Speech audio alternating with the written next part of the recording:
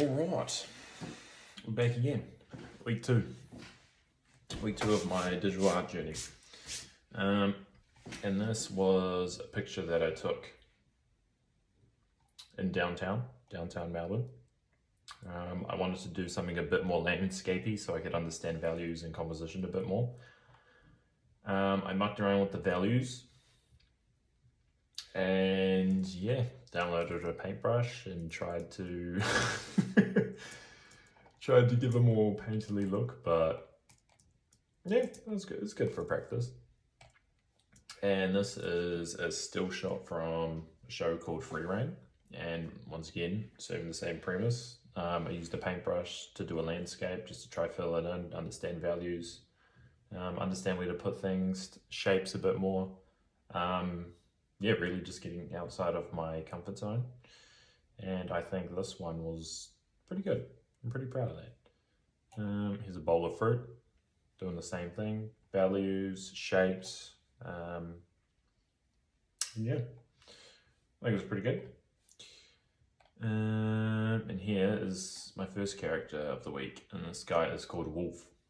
And this is my first time adding in color to my characters and my designs, and I think it's pretty cool the way it turned out. I've done different color schemes and messing around with it, and I think that this one's pretty cool. I don't know if the baseball bat serves the character very well. It could be replaced with an axe, and yeah, I think the character's really cool. I also used a different paintbrush. Probably won't notice, but yeah, it's pretty good. Pretty good. Here's another one. And this is something that I focused on shapes and thicker lines. Yeah, I think it's pretty good. Very simple. Once again, I was using I think this is the first time I actually used a gradient map on an actual picture, and I think it sped up the process and it was quite cool. Girl on the street. I think this was from 2 weeks ago. I didn't quite put the shading in, but I was downtown and I had my notes app out and I was just writing down like what people were wearing. There was also an older person that I wanted to draw, but I didn't get around to it. And this is one of the one of the descriptions that I wrote down. I think it turned out quite cool. Yeah, and this was, I don't know where the study is, but there's a character sheet that I stole this layout from. But this is my original character. His name is Adam Hemshot. And I wrote like a little character description to give more backstory. I think it's pretty cool. I think its proportions are out a little bit more. When I open this up, I think, yeah, I definitely think, I don't know if it's the torso's too long or the legs are too long or he just looks too short. I don't know what's different about this, but the challenges that came along with this piece were keeping the identity as you were changing the perspective of the face. I'm not so convinced that this is the same person in every shot, and it was quite challenging to do that. I also think looking back that the silhouette is quite weak. I think that this arm is a little bit too small, but I think the design is pretty good. I copied some of the design elements of the character sheet. But yeah, overall, I think it's pretty good. I like the tattoo. I like the tattoos on the neck. I think it's a fish. It's meant to be on the side of the neck. I think it's pretty good. Pretty good overall. Now this is for a 1 minute animation sequence that I'm making that involves two characters, and this is just one of them. It's a skeleton-y type figure that has his jaw sort of tied on, and he's got like balls for eyes. I'm about 10 hours into the animation, but I will show you once it's done. yeah, I think this character design's pretty cool. I think it leans into the aesthetic that it is, where you can amplify his body language. I think that's the word I'm trying to use. You can make him act very strangely and exaggerate a lot of his movements because he can't talk, or he's not a talking character. And that's what I'm trying to exaggerate here, and also in the short animation. And this was, I grabbed a Miss Fortune splash art from League of Legends. I think it's Bewitched.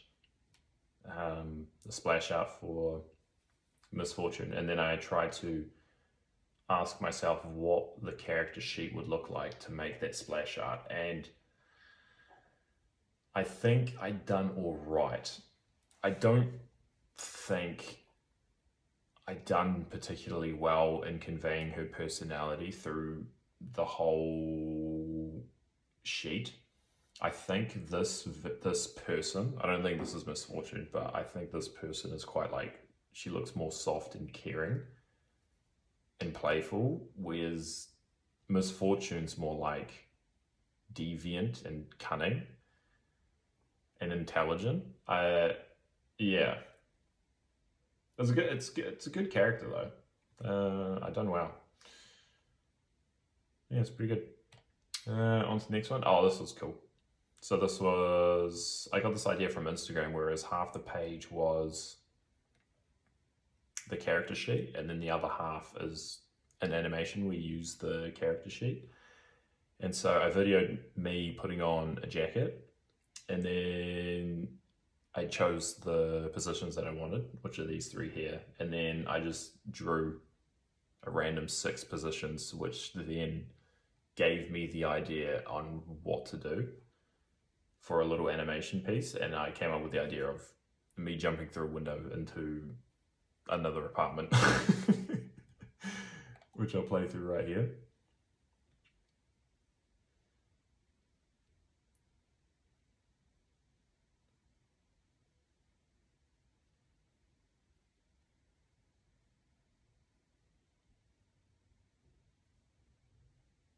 So obviously it's about 90% done on its rough sketch. I think that these, where he dusts himself off, it looks quite rubbery. Like, I don't know how else to explain it. It looks quite rubbery when he gets himself up, he picks himself up and he dusts himself off. It looks, yeah, I don't quite like the look of it, but I'll continue on anyway because I want to get more experience with coloring and all that sort of stuff. But all in all, I think it's pretty good. I think the one mistake that I did do is I didn't time everything out, and I didn't do a timesheet for everything.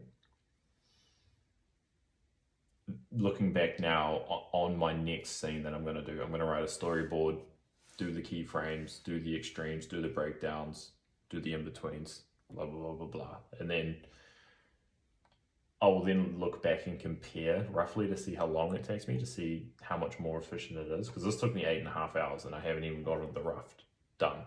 And this was because I would draw the extremes and then start doing the twos and then run into errors on my extremes because they weren't properly and they didn't articulate what I wanted. So I'd rub them out and waste time doing that. Whereas if I'd done the breakdowns properly and the extremes properly, I wouldn't have ran into that problem. So lesson learned. I will be finishing this and hopefully it will be to the scratch that's up on the character sheet. And overall, I think it's really strong. I'm quite impressed with it. It's quite cool. This was a random sketch. Don't know what the premise is here. This is just random. Just random stuff.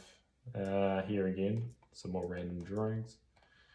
Now this was something I'd done this morning actually, and it was a reference from an artist that I found online, and I wrote a little description on my interpretation of it and what information I could take from it, and then also what I want to extract from there.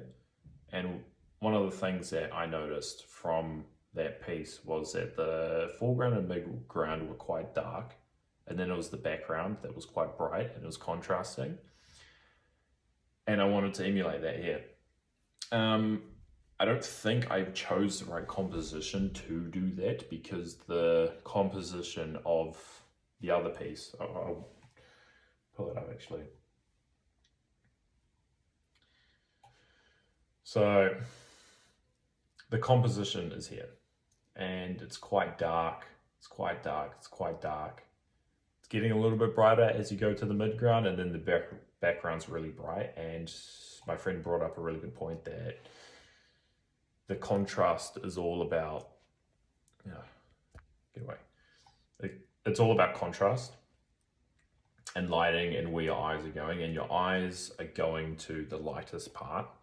And for me, that is not the most attractive part of the piece. The most attractive part of the piece is the darkest part. So that's what my friend pointed out, and I think he's right. But that being said, I think that the line work is quite good. Like, this was all just freehand. Yeah, I'm really, really impressed with it. And it only took me 2.5 hours. And then obviously I slapped a gradient map on it, and it looks quite cool. I'm really impressed with this. This is a Kim Jung-gi reference. So I studied Kim Jung-gi. I referenced some of his material, and I wrote about it, done pretty much the exact same thing with Justin Gerard. And then I made my own piece. I don't think it's up to the same scratch as his is, but I think it's pretty good. It was only 3 hours worth of work. This was a random piece. I don't know what. I don't know what this was. I think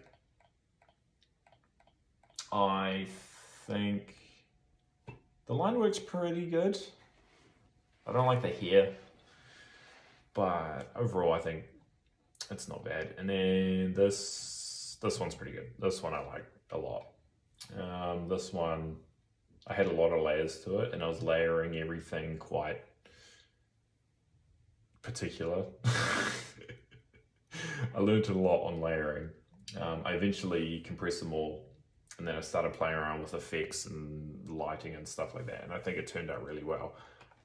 Some things that I did were, I went around and I done the outline as a darker version of the color that they already have, or even a completely different color, as you can see here with the lady's grey jacket. It's actually a dark brown. That's the line work. And I made the foreground dark again, and I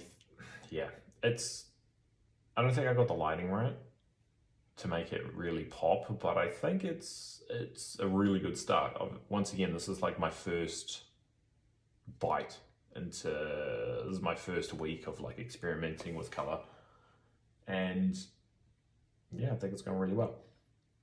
And obviously, once again, this is everything that I've done in the digital realm. It's not everything that I've done in the physical realm. Yeah. What are some things that I like about this? I like that I added some personal touches to it. So me and my friend, we go and get these sandwiches, and a couple of things that were added in were the pigeons. I think they add a lot of personality and flair to it, but I also think the For Lease sign. And I also think that the leading lines of the crowd being in the foreground and it going into the background, it leads your eye over to the person who's actually serving the sandwiches. I made the sandwiches oversized because they're incredible value. And I made it quite busy because it's always busy there. And yeah, there's a guy holding a sandwich here, which I think is quite funny. Yeah, what else? Yeah, it took me quite a long time because I was running into walls because I'm so inexperienced, but we got there in the end and we got a convincing result that I'm actually really happy with, and it's just made me excited for the future, realistically. And yeah, this wraps up my second week. We'll go through them again. We've got the paintings and the value studies. We've got the character sheet, another character sheet, another character sheet with a background, another character sheet, another character sheet. And then we've got this animation.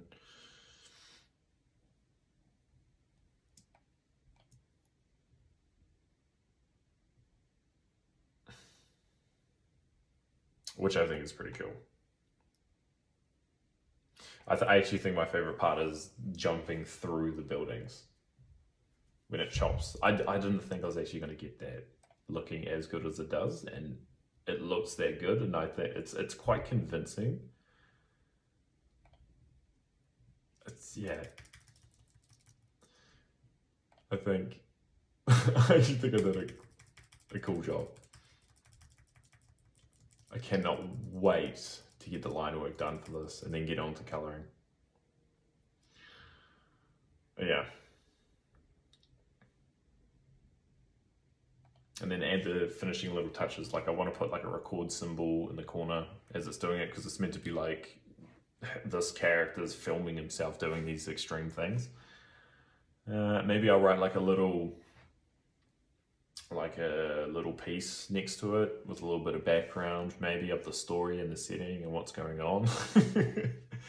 But I'm pretty happy with that.